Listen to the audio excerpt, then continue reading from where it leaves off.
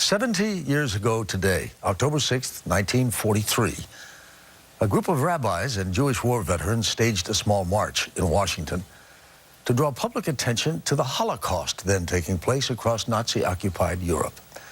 We are still learning more about just what happened, both from archives and from the personal witness of those who somehow survived. Our cover story is reported now by Lee Cowan.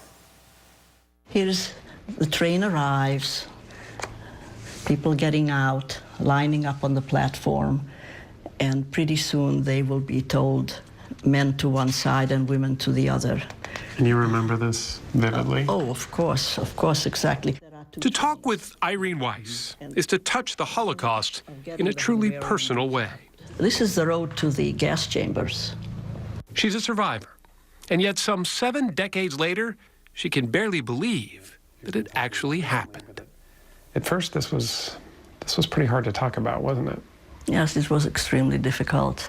But gradually, I realized that we have to share this story. We can't let people forget it.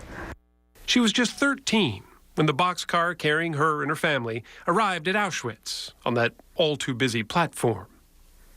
So what happened when those doors on the cattle car opened? Well, there was always barking orders to get out, and my father and 16-year-old brother lined up with the other men and boys, and the women and children and elderly in another line. Where did your mom go? Well, she and a very large number of the people from the train were headed right to the gas chambers. Within a half hour, they were all dead. Into my head. That was her childhood reality. But the older she grew, the more unimaginable it all seemed.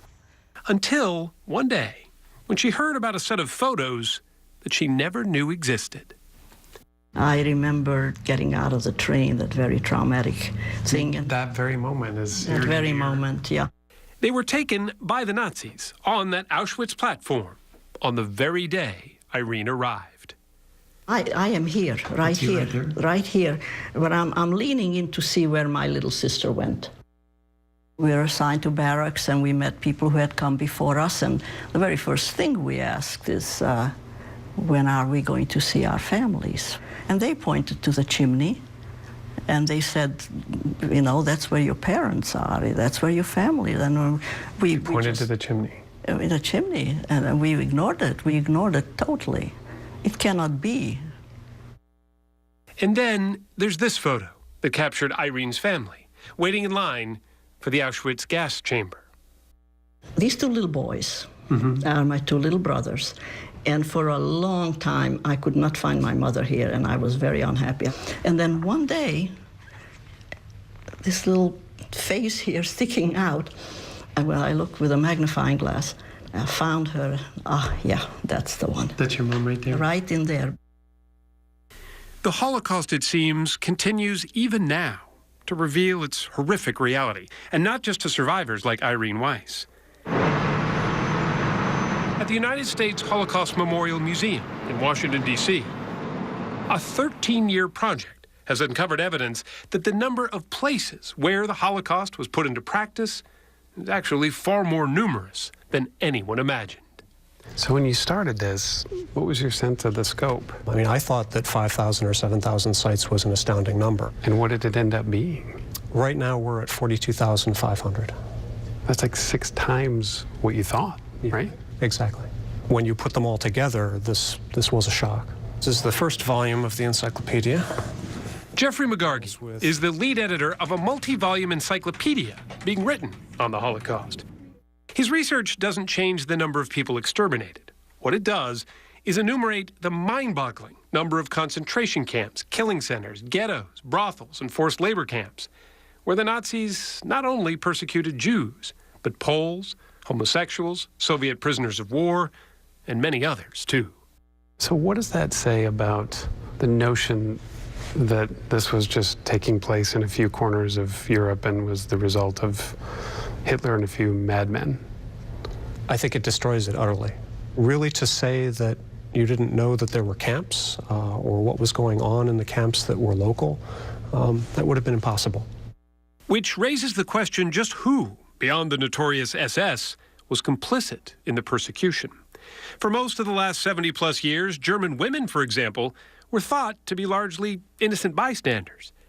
But disturbing new research, to be released in a book this week, paints an unnerving portrait of women's participation in the Holocaust. They, too, could be brutal killers. It takes a certain cognitive ability to carry out these, to organize this kind of mass murder on this scale. And, you know, women are not innocent of that. They have that cognitive ability. Author Wendy Lauer says a generation of women was swept up in the nationalistic fervor of the Nazi movement. Banners like this one, reading, "Women and girls, the Jews are your ruin," were pervasive. She points to 23-year-old Erna Petri, who stumbled on 6 Jewish children who had escaped from a nearby train. She was so anxious to prove her loyalty to the Reich that she shot them all in the back of the head. There was Johanna Altvater, who at 22 had moved east to be a secretary. One day, while on a visit to a Jewish ghetto, one inquisitive child got too close.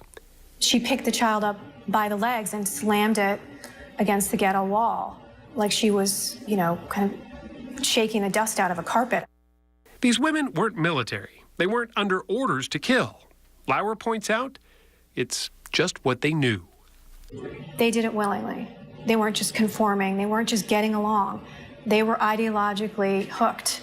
I was very enthusiastic. There was no time I doubted anything. Yeah. You were proud to be a Nazi. Yeah, and I was really proud. Yeah, oh yes.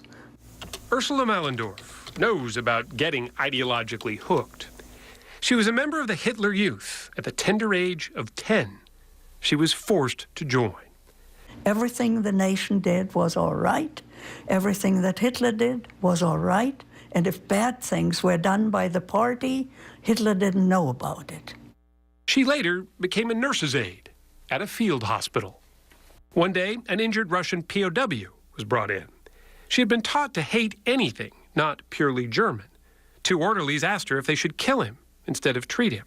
And what happened next surprised her. I've never felt a wave of hatred like that before.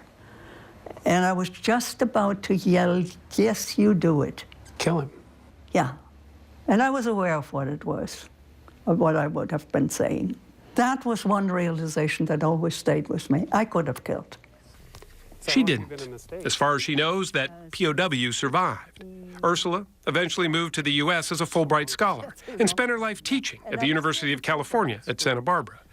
But her Nazi past still haunts her to this day. Have you forgiven yourself? That's a hard one. Yeah. In part. I've got to live with myself.